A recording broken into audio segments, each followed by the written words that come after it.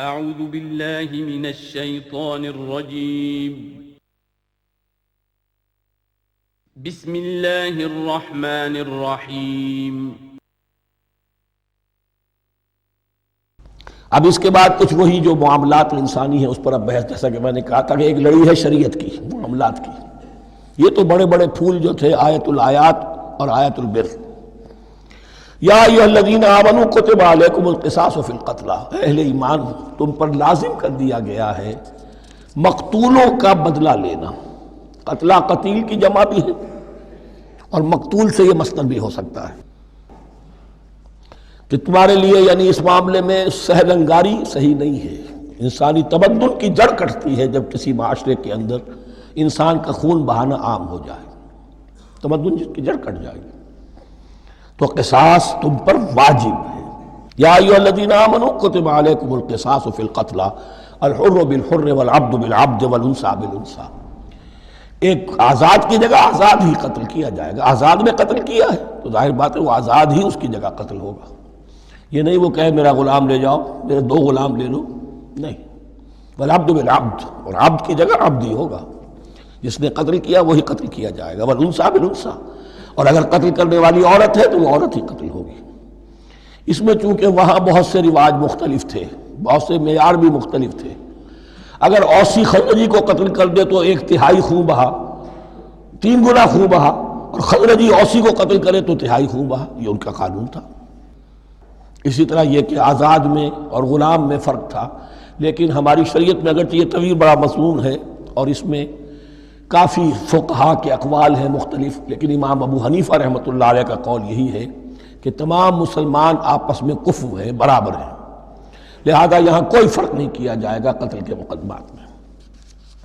فمن عفی لہ من اخیہ شیء فاتباع بالمعروف واداء الیہ باحسان، پھر جس کو معاف کر دیا جائے کوئی شے اس کے بھائی کی جانب سے، یعنی جو مقتول ہے اس کے ورثاء اگر کہتے ہیں صاحب ہم اس کی جان بخشنے کو تیار ہیں، چاہے وہ خون بہا لے لیں یا ویسے ہی معاف کر دیں، تو جو بھی کچھ خون بہا طے ہوا ہو اداء الیہ باحسان فاتباع بالمعروف، تو اس کی پیروی کی جائے معروف طریقے پر اور ادائی کی جائے خوبصورتی کے ساتھ۔ ذالک تخفیف من ربکم ورحمہ، یہ تمہارے رب کی طرف سے تخفیف ہے، آسانی کی ہے اور رحمت ہے، اور اس کی رحمت ہونا بہت واضح ہے۔ اگر یہ شکل نہ ہو تو پھر قتل در قتل کا سلسلہ جو ہے وہ جاری رہتا ہے، لیکن اگر یہ ہو گیا کہ قاتل کو لا کے سامنے کھڑا کر دیا، لو بھائی اب تمہارے ہاتھ میں اس کی جان ہے، چاہو تو یہ قتل کر دیا جائے گا، چاہو احسان کرنا چاہو بخشنا چاہو ویسے ہی بخش دو، چاہو تو خون بہا لے لو۔ اس سے کیا ہوگا کہ وہ دشمنیوں کا جو دائرہ ہے وہ پھر سمٹ جاتا ہے، بڑھتا نہیں۔ اس میں بڑی رحمت ہے اللہ کی طرف سے۔ قانون جو ہے اسلام میں قتل کا، اس میں مدعی ریاست نہیں ہوتی۔ آج کل ہمارے ہاں غلطی یہ ہے، مدعی ریاست بن جاتی ہے۔ یہ مدعی ہوتا ہے یہاں پر جو بھی مقتول کے ورثاء ہیں، اور کسی کو صدر کو کیا، صدر کے باپ کو بھی اختیار نہیں ہے کہ کسی قاتل کو معاف کر دے۔ قاتل کو معاف کرنے کا جو اختیار ہے وہ صرف مقتول کے ورثاء کو ہے، کوئی صدر نہیں کر سکتا۔ ہمارے دستور میں ہے، پوری شرح پوری ایک شق موجود ہے۔ فمن اعتدی بعد ذلک فلہ عذاب علیم، اور جو اس کے بعد بھی حد سے تجاوز کرے گا تو اس کے لیے دردناک اور بہت بڑا عذاب ہوگا۔ وَلَكُمْ فِي الْقِصَاصِ حَيَاةٌ يَا أُولِي الْأَلْبَابِ لَعَلَّكُمْ تَتَّقُونَ، اور اے ہوش مندو قصاص میں زندگی ہے تمہارے لیے۔ ایک روحانی تصور ہے معاف کر دینا اچھا ہے، اسلام بھی کہتا ہے ان تعفوا وتصفحوا وتغفروا فإن اللہ غفور رحیم، لیکن قتل کے مقدمات میں سہل انگاری جو ہے وہ اچھی نہیں ہے۔ پیروی شدت کے ساتھ ہونی چاہیے تاکہ اس سے آگے قتل کا سلسلہ بند ہو۔ وَلَكُمْ فِي الْقِصَاصِ حَيَاةٌ يَا أُولِي الْأَلْبَابِ لَعَلَّكُمْ تَتَّقُونَ، تاکہ تم بچ سکیں۔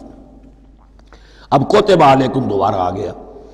یہ کوتبہ کے لفظ کو سمجھ لیجئے، جہاں بھی کوئی شے فرض کی جائے گی، لازم کی جائے گی، وہ کوتبہ ہے۔